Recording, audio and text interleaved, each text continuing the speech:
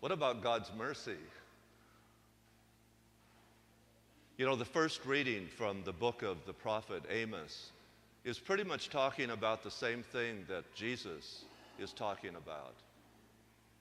In the time of Amos, the Israelites thought that if they were blessed with wealth and good health, that was a sign of God's favor, of God's blessing.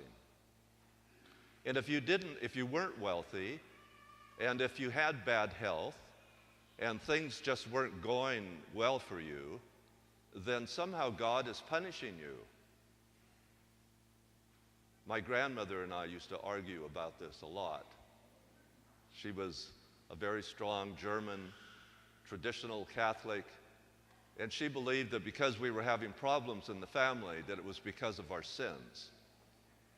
And I said, well, I don't think it's that way. You know, God doesn't punish us. Our sins punish us. The consequences of our sins punish us. Well, I didn't win, and she didn't win. But I think it's something that we all struggle with. We're tempted to think, well, something's wrong. I mean, I'm doing something wrong. It must be my fault. Or it must be their fault. You know, if that person would just go out and get a job. You know, you've seen people begging at the freeway exits, I'm sure. And I don't know whether do you give them something, or do you kind of think to yourself, well, why don't they, you know, go help themselves somehow? You know, we always kind of wonder, you know, am I being taken advantage of here, or is this really somebody in need? Well, it seems to me that Jesus would say, you know, risk being taken advantage of, because that could be you. That could be you.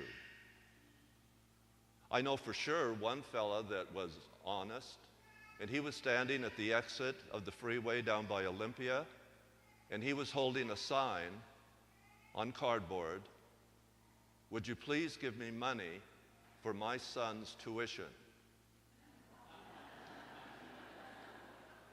I didn't give him anything. I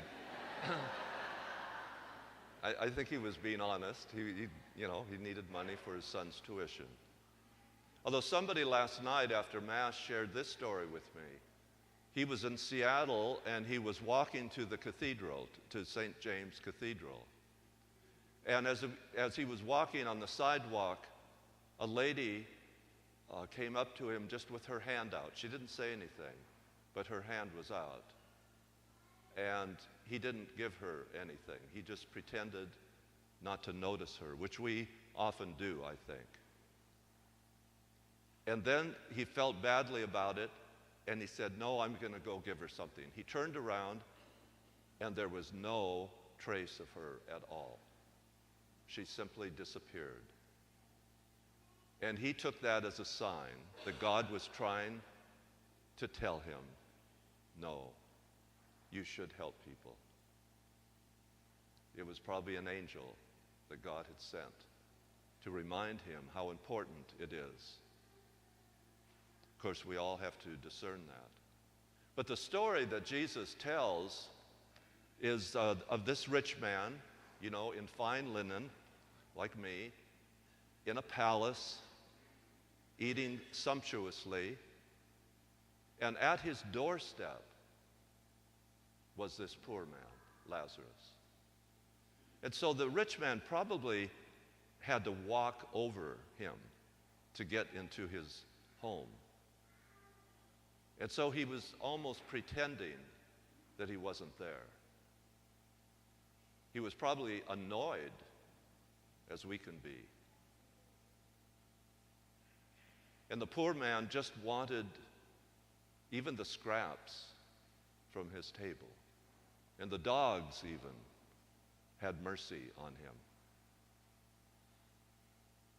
And then the story goes that Lazarus is taken up by the angels. At least the angels rescued him and brought him up to heaven.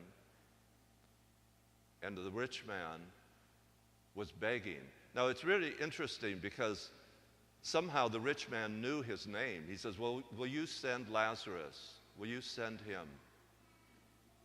And then Abraham said no. They said, well, will you at least send him to my brothers? Abraham said no. And Abraham was very kind. As a matter of fact, he called him my child, my child. So the rich man was even using Lazarus at this point, asking him to be a servant or a messenger.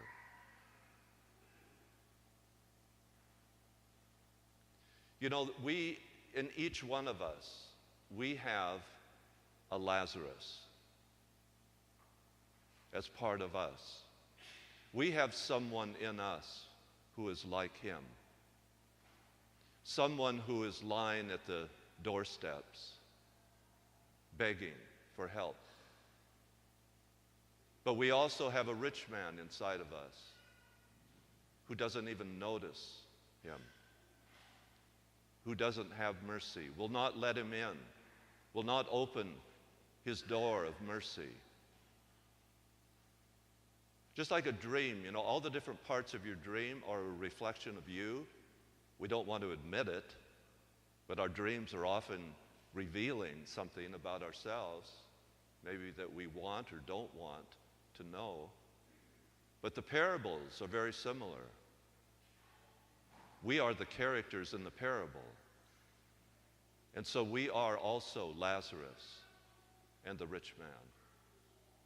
And you know, if we don't have mercy on the poor man inside of us or the poor woman inside of us, if we don't notice that part of ourselves, it's not very likely that we're going to notice it in somebody else. We have to love that part of ourselves before we can love that part of others. We're very wealthy in the United States. We're the richest country. We are the rich man. And Lazarus is out there in the third world countries. And half the time, we don't even notice him. We close our doors. We all do. We all want to help. And maybe we excuse ourselves because we say, well, what can I do? What can I do? Well, I guess we can do something. Something is better than nothing. If that man would have maybe just talked to that lady who had her hand out, maybe that's all she needs. I remember when I was studying theology in Berkeley, we have a theologate there, and I used to walk Telegraph Avenue, and there are all sorts of beggars. You know, they would say, well, you know, do you have $1 or whatever? You know, I'd said, no, I'm sorry. No, I'm sorry. And that really bothered me because I thought, I can do something. So I made up my mind that I'm going to at least talk to the person, at least get into a conversation. And that was so wonderful. I heard all sorts of stories. I was being blessed by that. And they were truly grateful just to talk to somebody. So we can all do something. But we need to first do something about that poor man inside of us who's crying out for help.